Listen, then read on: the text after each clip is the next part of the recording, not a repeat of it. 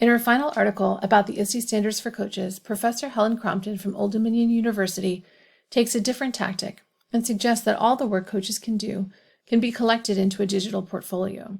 She notes that digital portfolios are an excellent way to document and present your continual learning about content knowledge and professional growth. And if you've been completing the activities and modules thus far, you've done just that.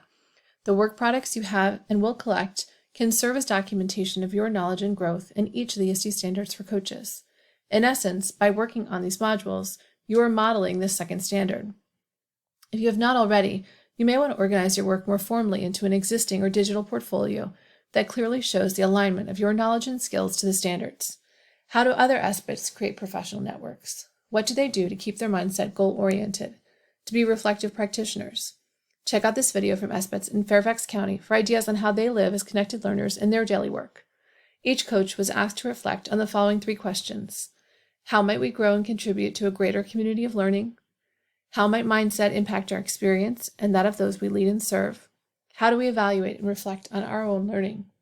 As you experience the videos, think about how you might respond to these same questions based upon your experiences as an SBETS, or even working with other colleagues in your school. Do these responses bring up any questions?